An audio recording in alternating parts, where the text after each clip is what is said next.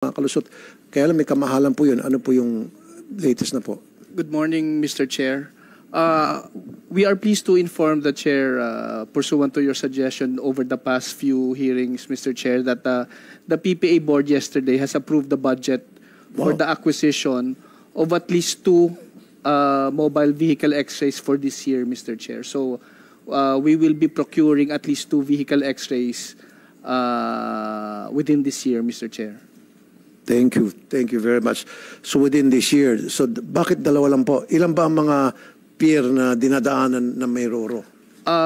Unang-una po, Mr. Chair, katulad po ng sinabi nyo, medyo malaki po yung cost ng vehicle X-ray po. No? Since we will be conducting competitive bidding, with your indulgence, Mr. Chair, I can disclose to you later how much para hindi po ma-appraise yung mga potential bidders kung ano yung budgeting. But medyo mataas po yung cost niya. But we have approximately about 132 ports po nationwide that we are managing.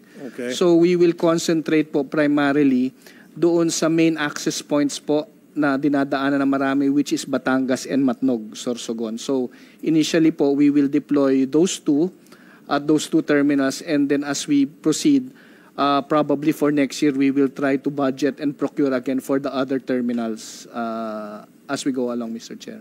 Okay, at least mag-upisa tayo sa dalawa. Okay na yun, kaysa wala. And then as we go along, pag naging successful, mag-a-add na lang kayo na mag-a-add. Okay, thank you. Now, dredging. Andito pa yung DPWH? Ito naman. Sinong nag-inspect? Is that DPWH or Coast Guard? Sa mga barko na gumagawa ng dredging to make sure na wala silang violation, say, sa overloading.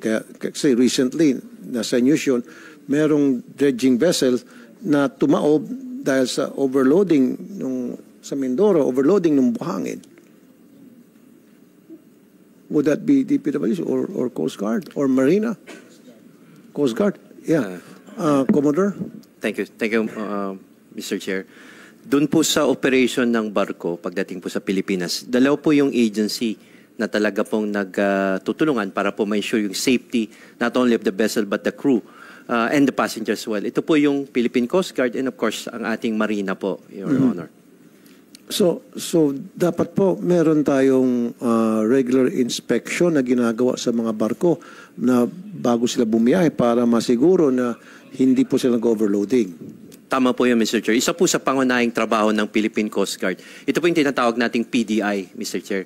Ito po yung pre-departure inspection. Meaning po, bago po umalis ng isang pier, yung isang barko po, ang ating Philippine Coast Guard, chinecheck po, number 1, hindi lang po yung overloading o number of passenger and cargo capacity carrying ng isang barko, kundi po yung kanyang safety manning certificate niya. Meaning, tama ba yung number at mga opisyal na nagmaman dun sa barko? Kasi po, pag biyahe na yan, kailangan talaga pong certified, trained, competent po yung mga officer niya. That's a Philippine Coast Guard concern po, Mr. Chair. Okay. Well, kasi alam ko sa dredging sa laot yun. Opo.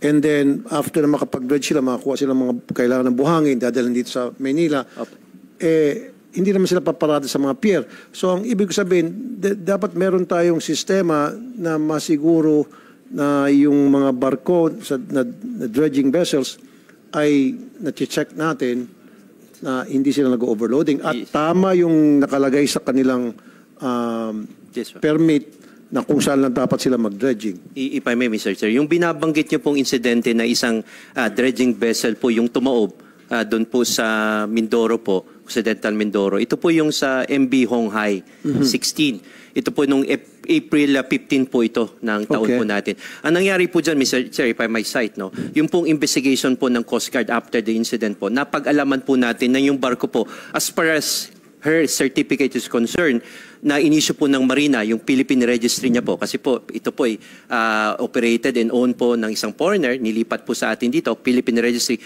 Meron po siya. Second po, yung kanyang cargo ship safety certificate, meaning safe ba siya magkarga ng kargamento. In this case, buhangin po, meron po yan.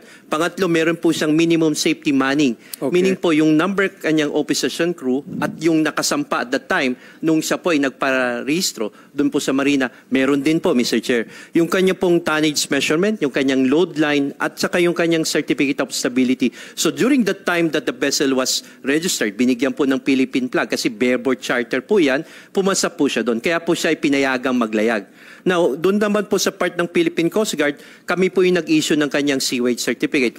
Hindi po magtatapon ng kalat sa dagat, ng kanyang pollution, at saka yung kanyang SOPE po. O yung tinatawag po na Shipboard Oil Pollution Emergency Plan. So, okay po yun, Mr. Chair. And at the same time, nung kanya pong last PDI po, okay naman po yung barko, Mr. Chair. Just that during the time of incident, dun po sa aming investigation po, meron pong 3 factor na nakita po ang Philippine Coast Guard na naging dahilan ng paglubog po ng barko, Mr. Chair. Okay, sige. Thank you. Secretary pala, bago ka umalis, merong ano rito, yung natakil nyo na ito, yung Unified Grand Central Station issue, delayed. The contract for the construction of the common station was awarded in 2019 to BFC FSDC. Ano nangyari po dito? Thank you very much, Mr. Chairman. Napaka-importante po nitong issue na ito, and thank you for bringing it up. Tama po kayo, and nagpapasalamat din po tayo sa BF Corporation. They have a representative here. 2019 po na-award itong kontratang to. Originally, I think the contract completion date was supposedly end of 2021. When was this awarded? 2019. 2019. Opo, and the original contract was supposed to be completed by end of 2021.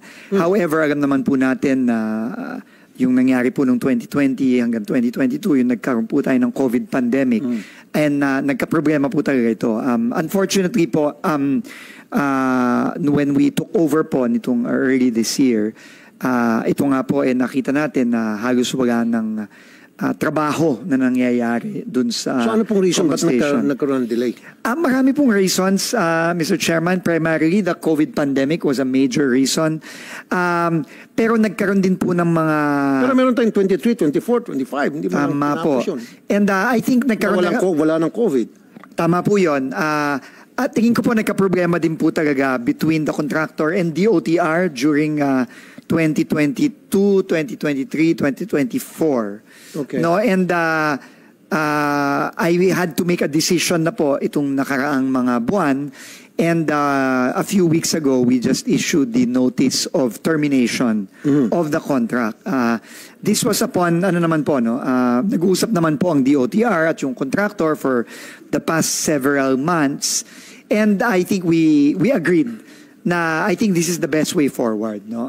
Na magto-terminate na po tayo, we will terminate the contract so that we can already move on and finally complete the project. Kasi po, Mr. Chairman, no, while it is true na na-award po itong common station contract noong 2019, actually, the common station project dates back to as early as 2008, Mr. Chairman, no?